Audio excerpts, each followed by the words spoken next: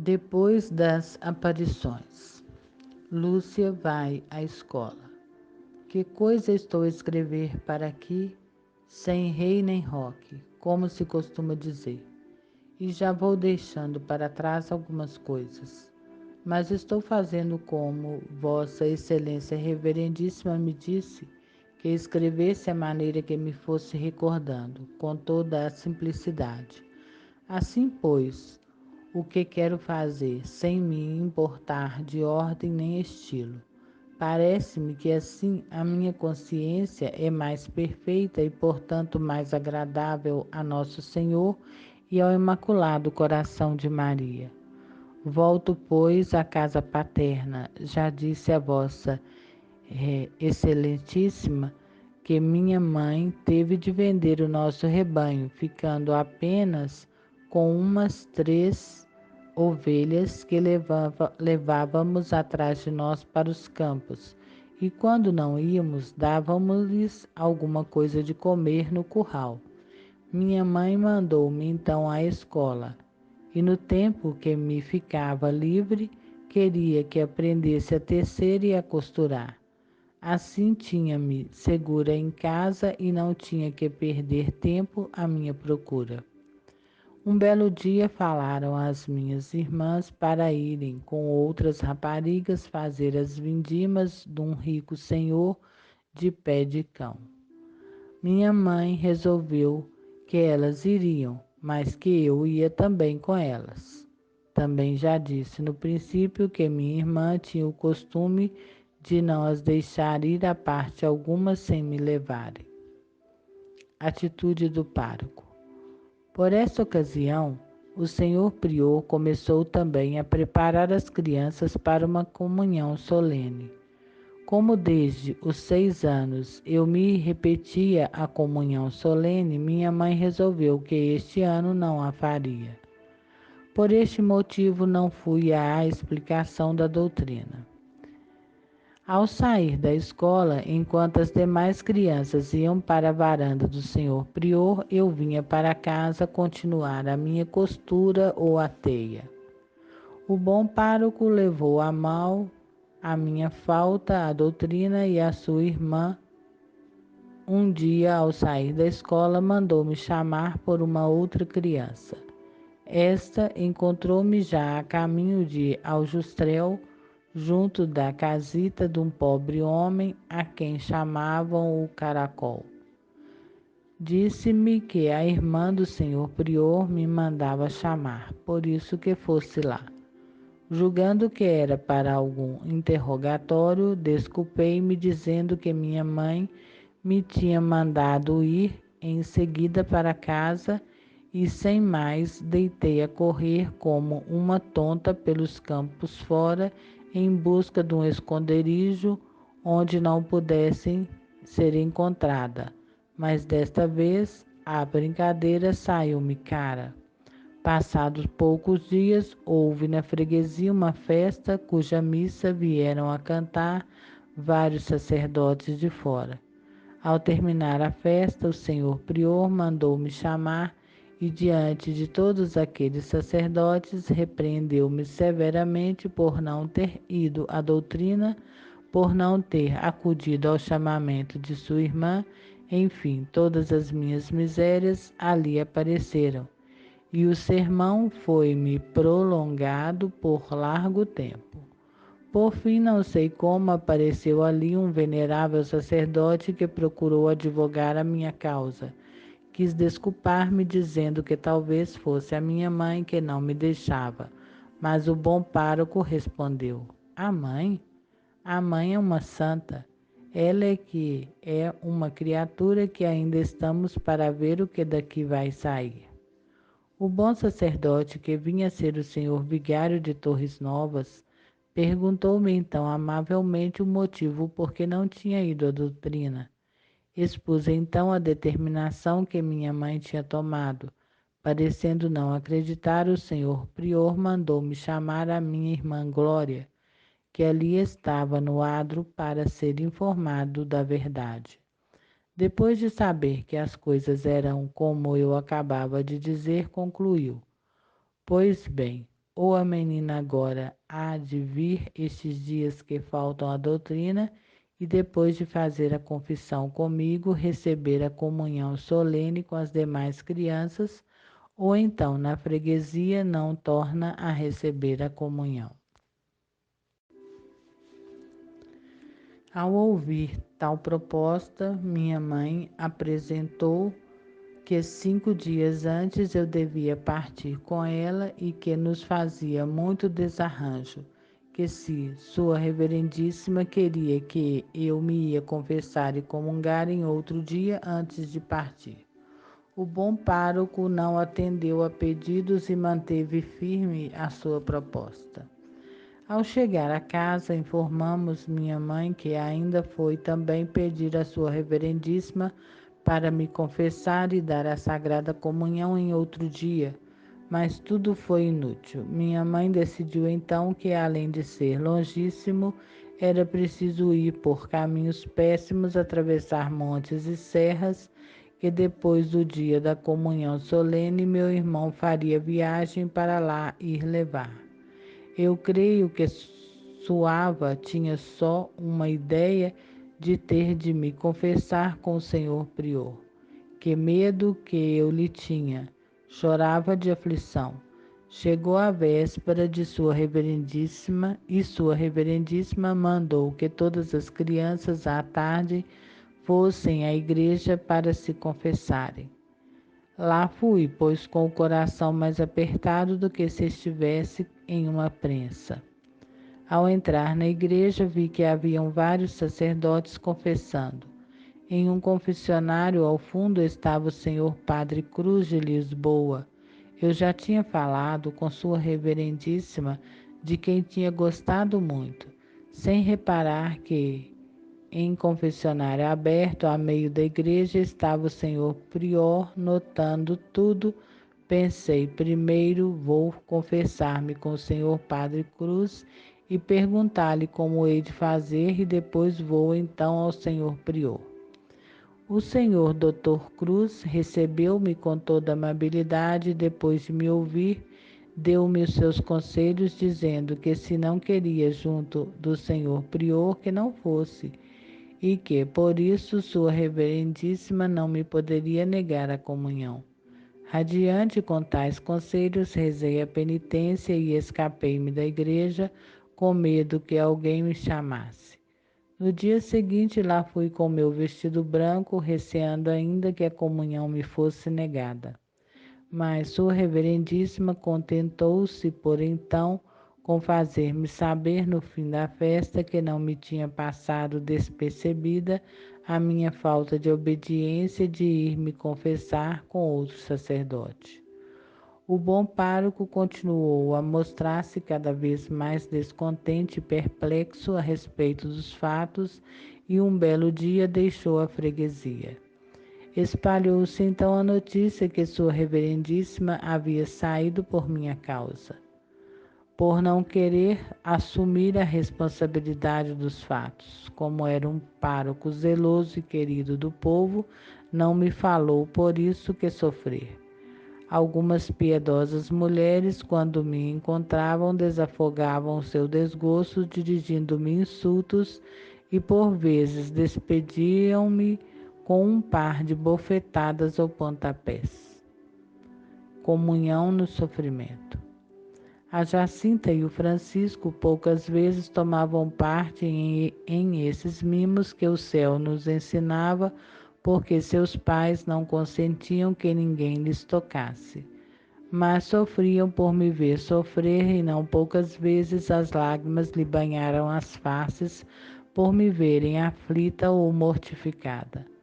Um dia a Jacinta dizia-me: quem me dera que meus pais fossem como os teus, para que esta gente também me pudesse bater, porque assim tinha mais sacrifícios para oferecer a nosso Senhor.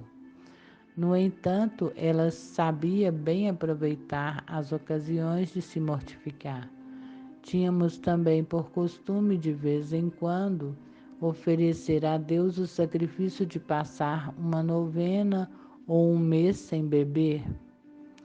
Fizemos uma vez esse sacrifício em pleno mês de agosto, em que o calor era sufocante. Voltávamos um dia de haver ido rezar o nosso terço à cova da Iria, e ao chegar junto de uma lagoa que fica à beira do caminho, diz-me a Jacinta: Olha, tenho tanta sede e dói-me tanta cabeça, vou beber um pouquinho desta água. Desta não, lhe respondi. Minha mãe não quer que bebamos daqui, porque faz mal. Vamos ali pedir uma pouquita a ti, Maria dos Anjos. Era uma nossa vizinha que há pouco se tinha casado e vivia aí em uma casita. Não, desta água boa não quero. Bebia dessa porque, em vez de oferecer a Nosso Senhor a sede, oferecia-lhe o sacrifício de beber desta água suja. Na verdade, a água desta lagoa era sujíssima. Várias pessoas aí lavavam a roupa e os animais iam aí beber e banhar-se.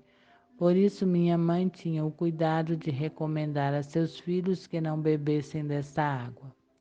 Outra vez diziam: Nosso Senhor deve estar contente com os nossos sacrifícios, porque eu tenho tanta sede, mas não quero beber, quero sofrer por seu amor. Um dia estávamos sentados no portal da casa de meus tios quando notamos que se aproximavam várias pessoas. O Francisco comigo, sem tempo para mais, corremos cada um para o seu quarto a esconder-nos debaixo das camas. A Jacinta diz: Eu não me escondo, vou oferecer a Nosso Senhor este sacrifício. Essas pessoas aproximaram-se e falaram com ela e esperaram largo tempo enquanto que nos procuravam, e por fim foram embora. Saí então do meu esconderijo e perguntei-lhe: Que respondestes quando te perguntaram se sabias de nós? Não respondi nada. Baixei a cabeça, pus os olhos no chão e não disse nada.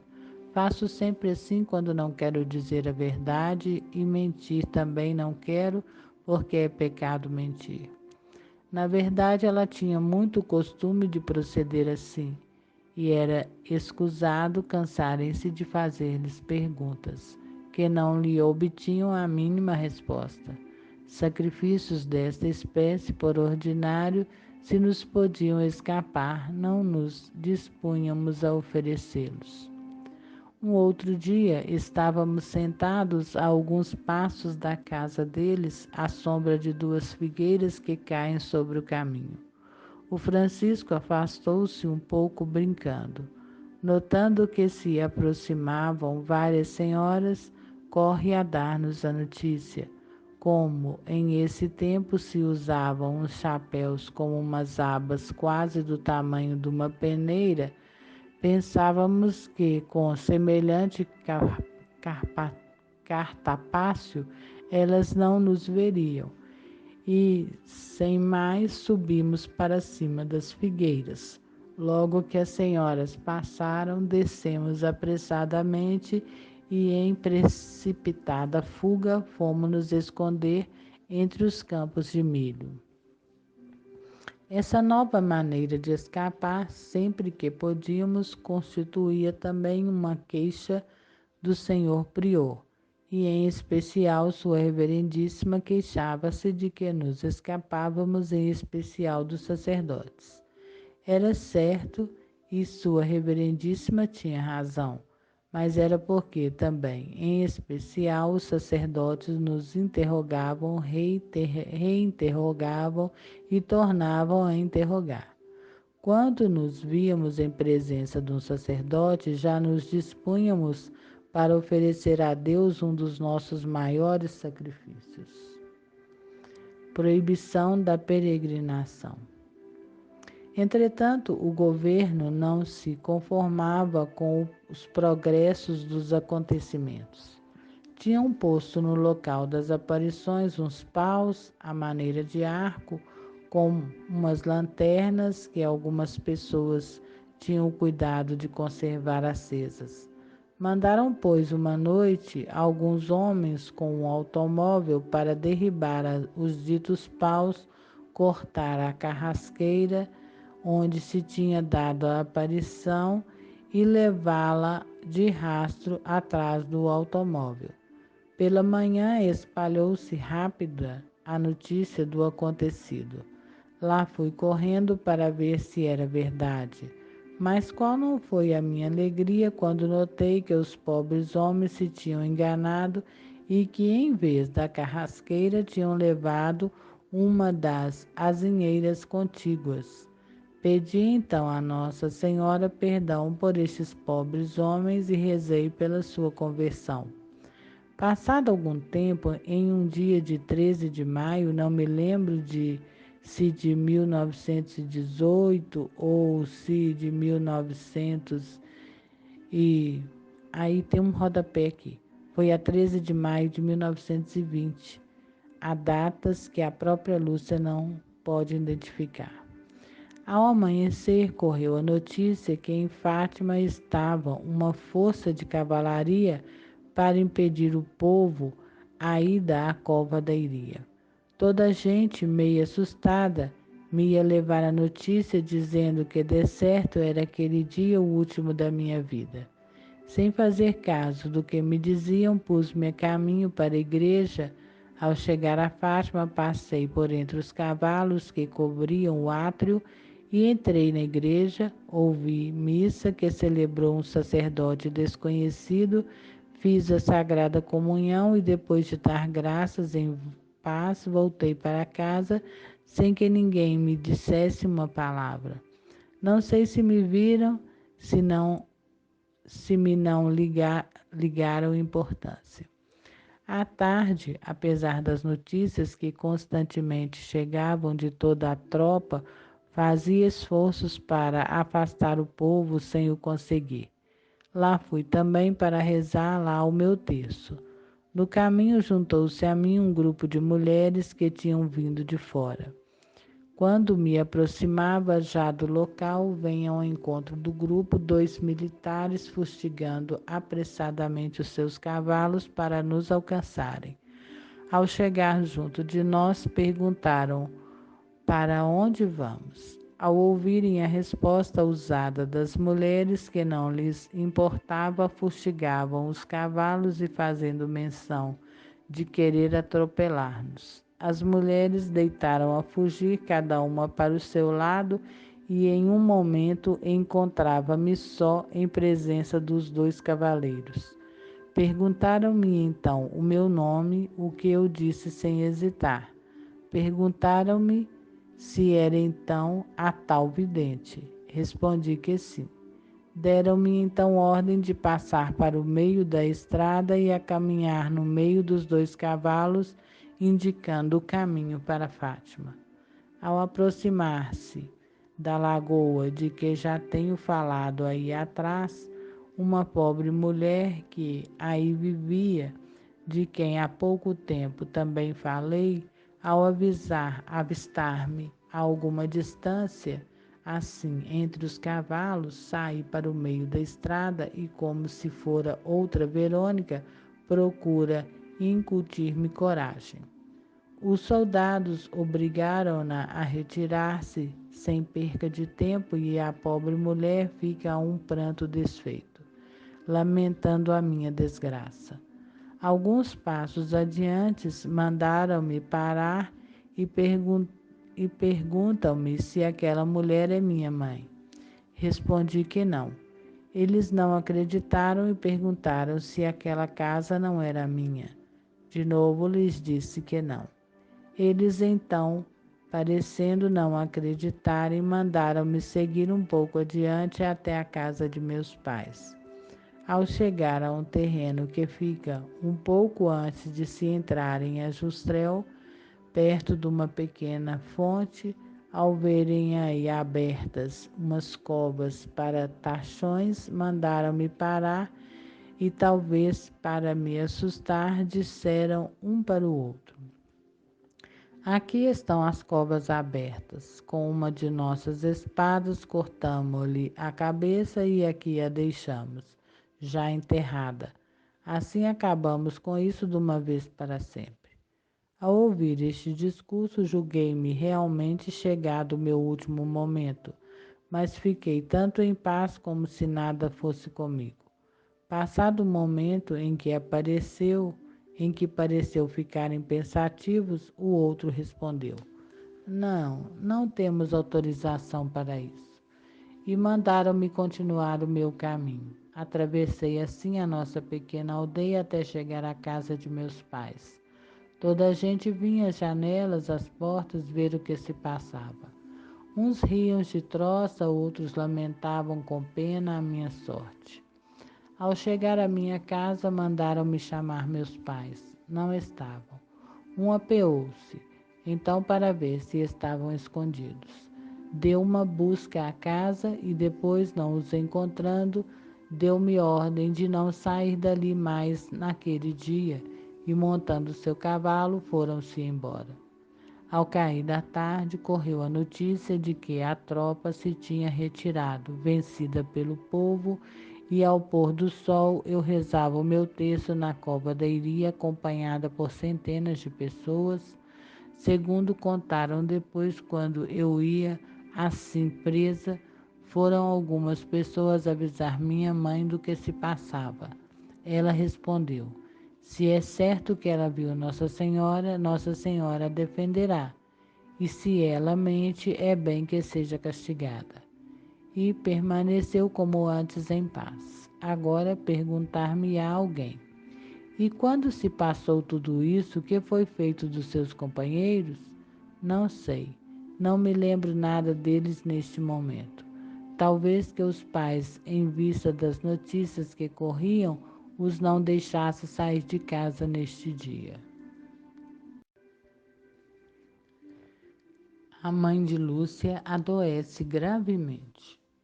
O Senhor deixa comprazer-me em ver-me sofrer, pois me preparava agora um cálice bem mais amargo, que dentro em pouco me dará a beber. Minha mãe cai gravemente enferma, a tal ponto de um dia a julgarmos agonizante. Foram então todos os seus filhos juntos de sua cama para receber a sua última bênção e beijar-lhe a mão moribunda. Por ser a mais nova, fui a última. Minha pobre mãe, ao ver-me, reanimou-se um pouco, lançou-me os braços ao pescoço e, suspirando, exclamou: minha pobre filha, que será de ti sem mãe? Morro contigo atravessada no coração. E, prorrompendo em amargos soluços, apertava-me cada vez mais. Minha irmã mais velha arrancou-me de seus braços à força e, levando-me à cozinha, proibiu-me voltar mais ao quarto da doente e concluiu dizendo: a mãe morre amargurada com os desgostos que tu lhe tens dado. Ajoelhei-me e inclinei a cabeça sobre um banco e, numa profunda amargura, qual ainda não tinha experimentado, ofereci a nosso bom Deus o meu sacrifício. Poucos momentos depois, as minhas duas irmãs mais velhas, vendo o caso perdido, voltam junto de mim e dizem-me: Lúcia, se é certo que tu vistes Nossa Senhora, vai agora à cova da Iria, pede-lhe que cure a nossa mãe. Promete-lhe o que quiseres e que o faremos, e então acreditaremos.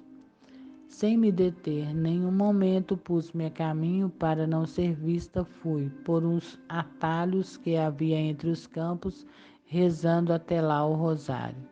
Fiz a Santíssima Virgem o meu pedido, desafoguei aí a minha dor, derramando copiosas lágrimas, e voltei para casa confortada com a esperança de que minha querida Mãe do Céu me daria a saúde da terra. Ao entrar em casa, minha querida mãe já sentia algumas melhoras e, passados 3 dias, podia já desempenhar os seus trabalhos domésticos. Eu tinha prometido à Virgem Santíssima, se ela me concedesse o que lhe pedia, ia aí durante 9 dias seguidos, acompanhada de minhas irmãs, rezar o rosário e ir de joelhos desde o cimo da estrada até o pé da carrasqueira. e no último dia levar 9 crianças pobres e dar-lhes no fim um jantar. Fomos, pois, cumprir a minha promessa, acompanhadas de minha mãe, que dizia: que coisa, Nossa Senhora curou-me, e eu parece que ainda não acredito. Não sei como isto é. Morte do pai. Nosso bom Deus deu-me esta consolação, mas de novo me batia à porta um outro sacrifício nada mais pequeno. Meu pai era um homem sadio, robusto, que fazia não saber que coisa era uma dor de cabeça. E em menos de 24 horas, quase de repente, uma pneumonia dupla levava-o para a eternidade. Foi tal a minha dor que julguei morrer. Ele era o único que continuava a mostrar-se meu amigo e que nas discussões que contra mim se levantavam em família era o único que me defendia. Meu Deus, exclamava eu retirada no meu quarto. Nunca pensei que me tivesse guardado tanto sofrimento, mas sofro por teu amor em reparação pelos pecados cometidos contra o Imaculado Coração de Maria, pelo Santo Padre e pela conversão dos pecadores. Doença de Jacinta e do Francisco. Por esse tempo, a Jacinta e o Francisco começaram também a piorar. A Jacinta dizia-me às vezes: sinto uma dor tão grande no peito, mas não consigo nada à minha mãe. Mas não digo nada à minha mãe. Quero sofrer por nosso Senhor em reparação pelos pecados cometidos contra o Imaculado Coração de Maria, pelo Santo Padre e pela conversão dos pecadores. Quando um dia pela manhã cheguei junto dela, perguntou-me: quantos sacrifícios oferecestes essa noite a Nosso Senhor? 3. Levantei-me 3 vezes a rezar a oração do anjo, pois eu ofereci-lhe muitos, muitos, não sei quantos foram, porque tive muitas dores e não me queixei. O Francisco era mais calado. Fazia por ordinário tudo o que nos via fazer a nós e raras vezes sugeria alguma coisa. Na sua doença sofria com uma paciência heróica, sem nunca deixar escapar um gemido, nem a mais leve queixa. Perguntei-lhe um dia, pouco antes dele morrer: Francisco, sofres muito? Sim, mas sofro tudo por amor de Nosso Senhor e de Nossa Senhora. Um dia deu-me a corda de que já falei e disse-me: toma, leva antes que minha mãe a veja. Agora já não sou capaz de a ter à cinta. Tomava tudo o que a mãe lhe levava e não cheguei a saber se alguma coisa lhe repugnava. Assim chegou o dia feliz de partir para o céu. Na véspera disse-me a mim e a sua irmãzinha: vou para o céu, mas lá hei de pedir muito a Nosso Senhor e a Nossa Senhora que as levem também para lá depressa.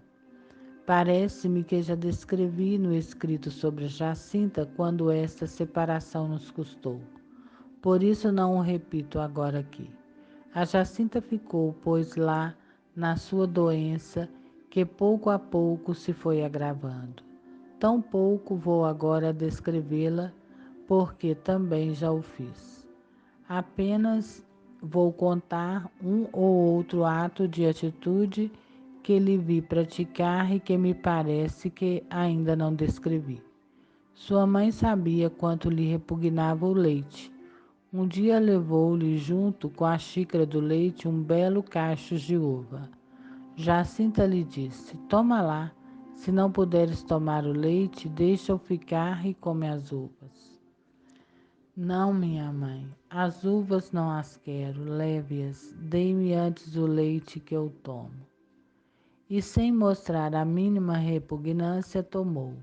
Minha tia retirou-se contente, pensando que o fastio de sua filhinha ia desaparecendo.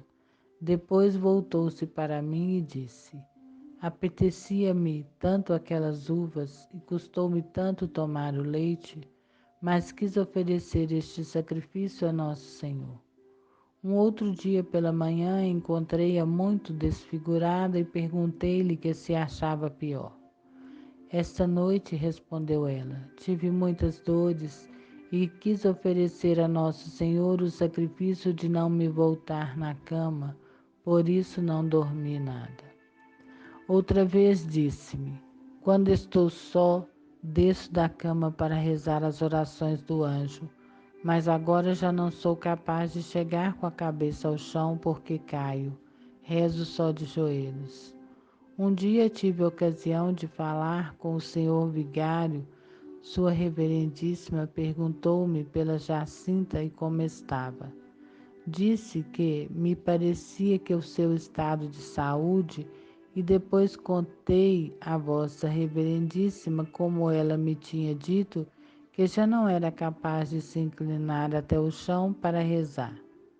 Sua reverendíssima mandou-me então dizer-lhe que não queria que descesse mais da cama para rezar, que deitada rezasse só o que pudesse sem se cansar. Dei-lhe o recado na primeira ocasião que tive e ela perguntou, e Nosso Senhor ficará contente? Fica, lhe respondi. Nosso Senhor quer que a gente faça o que o senhor vigário nos manda. Então está bem. Nunca mais me torno a levantar. Eu gostava sempre que podia de ir ao cabeço à nossa lapa predileta rezar. Como a Jacinta gostava tanto de flores, à volta colhia um ramo, na encosta de lírios e peônias, quando os havia e levava-lhe dizendo, toma, são do cabeço. Ela pegava nelas e às vezes dizia, com as lágrimas a banhar-lhe as faces, nunca mais lá torno, nem aos valinhos, nem à cova da Iria, e tenho tantas saudades, mas que te importa se vais para o céu ver a Nosso Senhor e a Nossa Senhora? Pois é, respondia, e ficava contente desfolhando seu ramo de flores e contando as pétalas de cada uma. Poucos dias depois de adoecer, entregou-me a corda que usava, dizendo, guarda-ma que tenho medo que minha mãe me veja. Se eu melhorar, quero-a outra vez. Essa corda tinha 3 nós e estava algo manchada de sangue. Conservei-a escondida até sair definitivamente de casa de minha mãe. Depois, não sabendo o que lhe fazer, queimei-a com a de seu irmãozinho. Também Lúcia adoece. Várias pessoas que aí iam de fora, ao verem-me com uma cara amarelenta e meio anêmica, pediam à minha mãe para me deixar ir uns dias para suas casas, dizendo que a mudança de ares me fazia bem. Com esse intento, minha mãe dava o seu consentimento e lá me levavam, ora para umas partes, ora para outras. Nessas viagens nem sempre encontrava estima e carinho.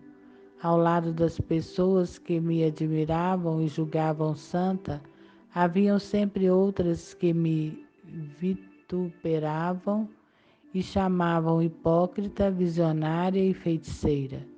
Era o nosso bom Deus a deitar o sal na água para que ela não se corrompesse. E assim, graças a essa divina providência, passei pelo fogo sem me queimar, nem chegar a conhecer aquele bichinho da vaidade que tudo costuma carcomer.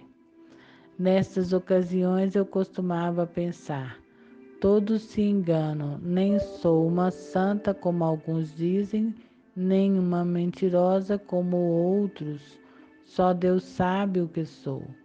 Ao voltar, corria junto da Jacinta que me dizia, olha, não voltes aí, já tinha tantas saudades tuas, desde que foste embora não falei com ninguém, com os outros não sei falar.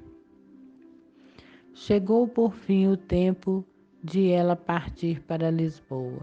Já escrevi a nossa despedida, por isso não a repito aqui. Que tristeza que eu senti ao ver-me só. Em tão pouco tempo, nosso bom Deus levava para o céu o meu querido pai, em seguida o Francisco, e agora Jacinta, que eu não tornaria a ver neste mundo. Logo que pude, retirei-me para o cabeço, internei-me na caverna do rochedo para ir a sós com Deus desafogar a minha dor e derramar com abundância as lágrimas do meu pranto. Ao descer a encosta, tudo me recordava os meus queridos companheiros. Pedra onde tantas vezes nos havíamos sentado, as flores que já não colhia por não ter a quem as levar. Os valinhos onde juntos tínhamos gozado as delícias do paraíso. Como que duvidando da realidade e meio abstrata, entrei um dia em casa de minha tia, dirigindo-me ao quarto da Jacinta, chamando por ela. Sua irmãzinha Teresa, ao ver-me assim, embargou-me os passos, dizendo que a Jacinta já ali não estava. Passado pouco tempo, chegou a notícia de que havia voado ao céu. Trouxeram então o seu cadáver para a Vila Nova de Ourém. Minha tia lá me levou um dia junto dos restos mortais da sua filhinha, com a esperança de que assim me distraia. Mas, por largo tempo, a minha tristeza parecia aumentar cada vez mais. Quando encontrava o cemitério aberto, sentava-me junto da campa do Francisco ou do meu pai e aí passava longas horas. Graças a Deus que, passado algum tempo, minha mãe resolveu ir a Lisboa e levar-me consigo. Por intermédio do senhor Dr. Formigão, uma piedosa senhora recebe-nos em sua casa e ofereceu-se para pagar a minha educação em um colégio, se eu quisesse ficar. Minha mãe e eu aceitamos, reconhecidas a generosa oferta da caritativa senhora, de nome Dona Assunção Avelar. Minha mãe, depois de haver consultado os médicos e ouvir que necessitava de uma operação aos rins e espinha, mas que eles não se responsabilizavam pela sua vida, em vias de ter também uma lesão cardíaca, voltou para casa, deixando-me entregue aos cuidados dessa senhora. Quando já estava com tudo pronto e o dia marcado para entrar no colégio, disseram que o governo tinha sabido que eu estava em Lisboa e que me procurava.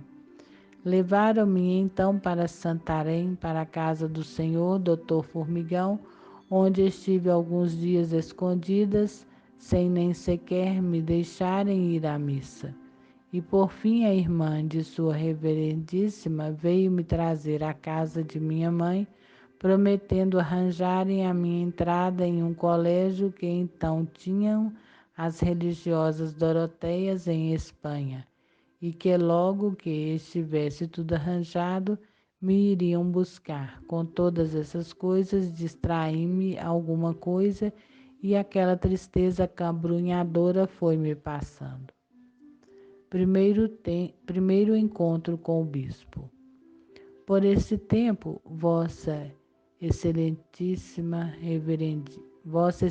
Reverendíssima entrava em Leiria, e o nosso bom Deus confiava aos seus cuidados um pobre rebanho há largos anos sem pastor. Não faltou quem julgasse assustar-me com a chegada de Vossa Excelência Reverendíssima, como já doutra vez tinham feito com o venerável sacerdote, dizendo que Vossa Excelência sabia tudo, que adivinhava e penetrava no íntimo das consciências e que agora iria descobrir todas as minhas intutices. Longe de me assustar, ansiava por lhe falar e pensava, se é certo que sabe tudo, sabe que falo a verdade. Assim, logo que uma boa senhora de Leiria se ofereceu para me levar junto de Vossa Excelência Reverendíssima, aceitei gostosa a proposta. Lá fui, na expectativa do feliz momento. Chegou enfim esse dia e, ao chegar ao paço, mandaram-me entrar com esta senhora em uma sala e esperar um pouco. Veio, passados alguns momentos, o secretário e Vossa Excelência Reverendíssima, que falou amavelmente com a senhora Dona Gilda, que me acompanhava, fazendo-me de vez em quando algumas perguntas. Como já me tinha confessado 2 vezes, a sua Reverendíssima já o conhecia, e por isso a sua conversação foi-me agradável. Passado um pouco, veio o senhor Dr. Marques dos Santos, que os seus sapatos de fivela e envolvido em sua grande capa. Era a primeira vez que eu assim via vestido um sacerdote, e por isso chamou-me mais a atenção.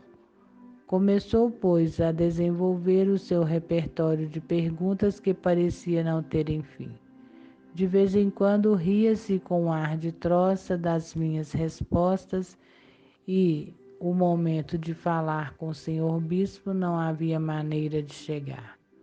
Por fim veio de novo o secretário de Vossa Excelência dizer à senhora que me acompanhava que, quando o senhor bispo chegasse, que se desculpasse, dizendo que tinha que ir a um recado e que se retirasse, porque, dizia sua reverência, pode ser que sua excelência lhe queira alguma coisa em particular. Ao ouvir este recado, exultei de alegria e pensei: o senhor bispo, como sabe tudo, não me fará muitas perguntas e está só comigo, mas que bom. A boa senhora soube bem fazer a parte quando Vossa Excelência Reverendíssima chegou, e assim tive a felicidade de falar a sós com Vossa Excelência. O que em essa entrevista se passou, não vou agora descrevê-lo, porque Vossa Excelência Reverendíssima, de certo, o recorda melhor do que eu, na verdade, quando vos vi. Excelentíssimo e reverendíssimo Senhor, receber-me com tanta bondade, sem me fazer a mínima pergunta curiosa ou inútil, interessando-vos apenas pelo bem da minha alma e prontificando-vos a tomar conta da pobre ovelhinha que o Senhor acabava de vos confiar. Fiquei mais do que nunca crente que Vossa Excelência Reverendíssima tudo sabia, e não hesitei um momento de me abandonar nas vossas mãos. As condições impostas por Vossa Excelência Reverendíssima para o conseguir, para o meu natural, eram fáceis. Guardar perfeito segredo de tudo que Vossa Excelência Reverendíssima me tinha dito e ser boa. Lá me fui guardando para mim o meu segredo até o dia em que Vossa Excelência Reverendíssima mandou pedir o consentimento de minha mãe. Despedida de Fátima. Marcou-se por fim o dia da partida. Na véspera, fui, pois, com o coração esmagado de saudade, despedir-me de todos os nossos terrenos, bem certa de que era a última vez que os pisava, do cabeço, da rocha, dos valinhos, da igreja paroquial, onde o bom Deus tinha começado a obra da sua misericórdia, e do cemitério onde deixava os restos mortais do meu querido pai e do Francisco, que ainda não tinha podido esquecer. Do nosso poço despedi-me já alumiada pelo pálido clarão da lua, e da velha eira, onde tantas vezes tinha passado longas horas contemplando o lindo céu estrelado e as maravilhas do nascer e pôr do sol, que por vezes me encantava, fazendo brilhar os seus raios nas gotas de orvalho que pela manhã cobriam as montanhas como se fossem pérolas, e à tarde os flocos de neve, quando esta caía durante o dia, pendentes dos pinheiros que faziam lembrar as belezas do paraíso. Sem me despedir de ninguém, no dia seguinte, às 2 da manhã, acompanhada de minha mãe e de um pobre trabalhador que vinha para a leiria, chamado Manuel Correia, pus-me a caminho levando inviolável o meu segredo. Passamos pela cova da Iria para ir fazer as minhas últimas despedidas. Rezei aí pela última vez o meu rosário e, enquanto avistei o local, fui me voltando para trás, como a dizer-lhes o meu último adeus. Chegamos à Leiria, aí pelas 9 da manhã. Lá me encontrei com a senhora Dona Filomena Miranda, mais tarde minha madrinha de crisma, encarregada pelo Vossa Excelência Reverendíssima, para me acompanhar. O comboio partia às 2 da tarde e lá estava eu na estação a dar à minha pobre mãe o meu abraço de despedida, deixando-a mergulhada em abundantes lágrimas de saudade. O comboio partiu e com ele o meu pobre coração, mergulhado em um mar de saudades e recordações que me era impossível esquecer. Julgo, excelentíssimo e reverendíssimo senhor bispo, ter acabado de colher a mais bela flor e o mais delicado fruto do meu pequenino jardim, para agora ir depor nas mãos misericordiosas do nosso bom Deus, representado por Vossa Excelência Reverendíssima, rogando-lhe que o faça frutificar numa abundante colheita de almas para a vida eterna. E já que nosso bom Deus se compraz na humilde obediência da última das suas criaturas, termino com as palavras daquela que ele, na sua infinita misericórdia, me deu por mãe, protetora e modelo, com as quais também comecei. Eis aqui a escrava do Senhor. E que ele continue a serviço dela como lhe aprouver. Ainda alguns pormenores acerca de Jacinta. PS. Esqueci-me de dizer que a Jacinta, ao ir para os hospitais de Vila Nova de Ourém e Lisboa, sabia que não ia para se curar, mas sim para sofrer. Muito antes de ninguém falar com ela, entrar no hospital de Vila Nova de Ourém, ela disse um dia: Nossa Senhora quer que eu vá para 2 hospitais, mas não é para me curar, é para sofrer mais por amor de Nosso Senhor e pelos pecadores. As palavras exatas de Nossa Senhora nessas aparições a ela só não as sei, porque nunca lhe perguntei. Limitava-me a ouvir apenas essas frases soltas que ela me dizia. Neste escrito procurei não repetir o que já escrevi no outro anterior para não o tornar tão extenso. Poder atrativo de Lúcia. Poderá haver parecer neste escrito que a minha terra não encontrava amizade ou carinho em pessoa alguma. Não é assim. Havia uma porçãozinha escolhida do redil do Senhor que mostrava por mim uma simpatia única. Eram as criancinhas. Corriam para junto de mim numa alegria doida. E quando sabiam que eu pastoreava o meu rebanho cerca da nossa pequena aldeia, a grupos lá iam ter para passarem o dia comigo. Minha mãe costumava dizer: Não sei que atrativo possas ter. As crianças correm para junto de ti como se fossem para uma festa. Eu é que muitas vezes não me sentia bem em meio de tanta grita e por isso procurava ocultar-me. O mesmo se passou com as minhas companheiras em Vilar e quase me atrevi a dizer: me passa agora com as minhas irmãs em religião. Há alguns anos atrás me dizia a Madre Mestra, agora Reverendíssima Madre Provincial. A irmã tem uma tal influência sobre as irmãs que, se quiser, lhes pode fazer muito bem. E há pouco me dizia a Reverendíssima Madre Superiora em Pontevedra. Em parte, a irmã é responsável diante de Nosso Senhor do estado de fervor ou da negligência das irmãs na observância, porque o fervor se aumenta ou se esfria nos recreios, e as irmãs fazem os recreios que a irmã fizer. Por tal e tais conversas que a irmã suscitou no recreio, tal e tal irmã obteve um conhecimento mais claro da regra e resolveu-se a observá-la com mais exatidão. Que será isso? Não sei, talvez mais uma moeda que o Senhor quis confiar-me, da qual me pedirá contas. Oxalá eu saiba negociar com ela para lhe restituir 1000 vezes multiplicada. Boa memória da vidente. Talvez que alguém queira perguntar: como é que a irmã se lembra de tudo isso? Como é, não sei.